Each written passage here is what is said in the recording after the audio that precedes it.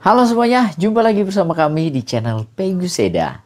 Nah, kita melanjutkan ulasan tentang tokoh-tokoh Mamanda. Kali ini kita akan menginjak pada tokoh yang cukup berpengaruh di dalam sistem kerajaan pada teater kesenian Mamanda. Tokohnya adalah Perdana Menteri.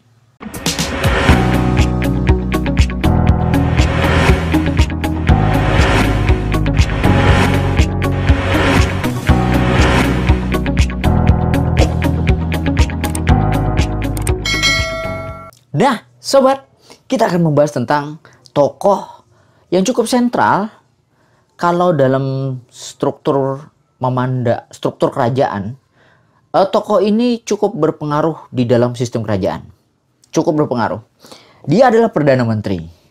Perdana Menteri merupakan, kalau dalam sistem kerajaan yang ada di Mamanda, merupakan tokoh yang mengelola kerajaan, urusan pemerintahan.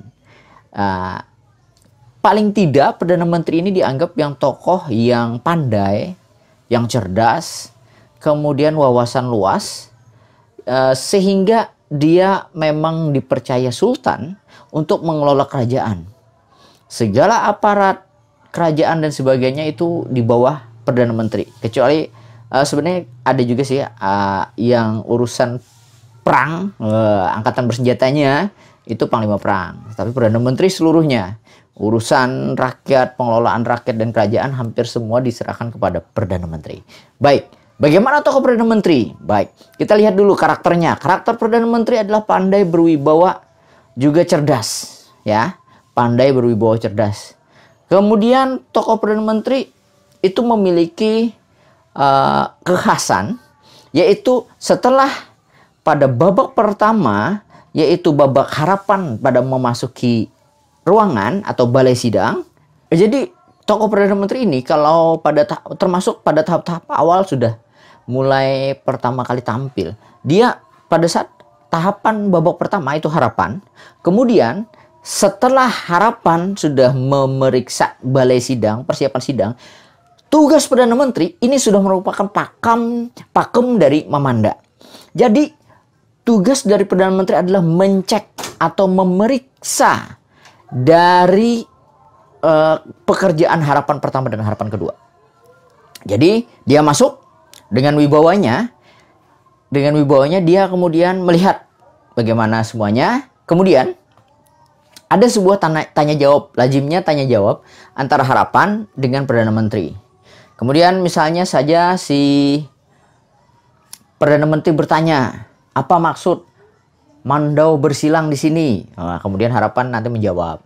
Apa maksud Perbadani merah dan sebagainya ini? Wah, itu sebuah tanya jawab yang mencerminkan sebuah simbol. Nanti akan ada uraian-uraian simbol. Kemudian juga ada sebuah pertanyaan harapan apa yang kamu inginkan, seperti itu. Tapi dalam bahasa Banjar ya. Tetapi bahasa Banjarnya itu tidak begitu bahasa Banjar yang awam. Tetapi bahasa Banjarnya di sini sedikit lebih berwibawa dengan ala-ala bangsawan. Ada sebuah panggilan-panggilan, misalnya kepada antar harapan, itu panggilan itu pakai saudara. Nah, itu saudara. Berbeda dengan orang awam biasanya, dia lebih. Harapan pertama, coba engkau menghadap kepada saya punya diri. Misalnya kan gitu kan. Harapan pertama, coba engkau menghadap kepada aku punya diri. Nah, aneh kan? Bahasanya memang seperti itu. Apa? Aku ingin bertanya kepada engkau punya diri. Misalnya seperti itu. Apa makna dari Mandau bersilang di belakang singgasana kerajaan? Misalnya, itu Perdana Menteri misalnya. Jadi ada sebuah improvisasi ataupun juga ada sebuah pemahaman-pemahaman yang harapan nanti akan menjawabnya seperti apa. Mandau bersilang misalnya apa, permaknaannya terserah. Nanti sungguh hebat engkau mempunyai diri. Wah, memang layak engkau dinobatkan sebagai harapan pertama. Kemudian harapan kedua, coba engkau menghadap kepada coba engkau menghadap kepada aku yang punya diri, misalnya seperti itu. Itu Perdana Menteri mencobanya. Jadi bahasa-bahasa Mamanda ala kerajaan itu memang memiliki sebuah kekhasan yang tidak cukup unik, tidak lazim seperti bahasa Banjar kebanyakan. Kalau bahasa Banjar kebanyakan ya, Ikam, coba ke sini. Aku hendak bertakon kepada engkau.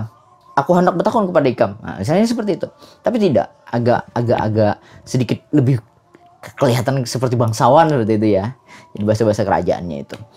Ada sebuah kebiasaan dalam memanda yang mungkin belum saya sampaikan. Setiap pemeran itu lazimnya memperkenalkan diri. Menariknya dari bahasa Mamanda, jadi penokohannya ini khususnya di kerajaan, ada gaya-gaya meluncur. Ada intonasi-intonasi di dalam ucapan-ucapannya. Misalnya, Surya Kencana Putra Laksana, aku mempunyai nama, terpangkat sebagai Perdana Menteri di Kerajaan Dupawangi. Nah, seperti itu. Jadi ada intonasinya tuh lazimnya seperti itu. Panglima perang, kemudian hampir aparat kerajaan semuanya lazimnya ada intonasi meninggi, kemudian aku mempunyai nama seperti itu dan sebagainya. Itu intonasinya khasnya. Itu sepertinya intonasi menjadi kebakuan di dalam pertunjukan Mamanda. Itu menariknya. Itu salah satu kekhasan dari tokoh-tokoh yang ada di dalam Mamanda, khususnya kerajaan. Nah, tokoh yang memerankan Perdana Menteri paling tidak adalah tokoh yang sanggup membawa dirinya seperti layaknya seorang yang berwibawa. Ya, lazimnya harus berwibawa, tidak cengengesan, tidak sebagainya. Sedikit serius dan lancar dalam berbicara. Ketika dia tidak begitu lancar dalam berbicara dengan gaya bahasa yang saya sebutkan tadi, maka akan sedikit wibawanya tidak begitu muncul. Jadi ini salah satu kunci dari sebuah pertunjukan Mamanda. Dari segi kostum dan properti, hampir menyerupai raja. Dia memiliki laung. Laung itu adalah ikat kepala ataupun topi khas ya, yang agak sedikit lancip ya. Itu laung khas Melayu. Kemudian dia juga menggunakan baju bermanik seperti raja tapi tidak memiliki pangkat ini. Lazimnya kalau raja juga di bagian belakangnya juga ada sedikit runcing bagian belakang pakaiannya itu. Dan dia juga memiliki tongkat. Ketika dia bertanya jawab dengan harapan pertama dan harapan kedua, dia menggunakan tongkat itu sebagai isyarat. Dia pukul. Harapan pertama, coba engkau menghadap kepada aku yang punya diri. Seperti itu. Intonasinya seperti itu. Jadi itu salah satu khas dari gaya-gaya Mamanda. Ya, itu dari sekilas tentang ulasan tentang tokoh yang kedua, yaitu Perdana Menteri. Tokoh yang cukup sentral di dalam pertunjukan kerajaan, pertunjukan Mamanda dalam sistem kerajaan, juga cukup sentral di dalam struktur kepangkatan di dalam jabatan di dalam kerajaan itu sendiri. Perdana Menteri. Tokoh ini itu tadi harus lancar, cepat dengan intonasi yang tepat pula, gaya bahasa yang cukup unik tadi, yang kalau ingin memerankannya, gaya bahasanya, gesturnya, gaya tubuhnya, berwibawa dan sebagainya. Kemudian kostumnya seperti itu tadi, seperti raja tapi tidak memiliki kepangkatan itu tadi. Pakai laung juga kadang-kadang memiliki tongkat juga. Tongkat kecil seperti raja. Nah, itulah dia sekilas tentang Perdana Menteri. Semoga informasi ini berguna bagi kalian. Dan jika menyukai video ini silahkan like dan jangan lupa subscribe channel Pegus Ida. Aktifkan lonceng notifikasinya untuk mendapatkan update video terbaru dari kami.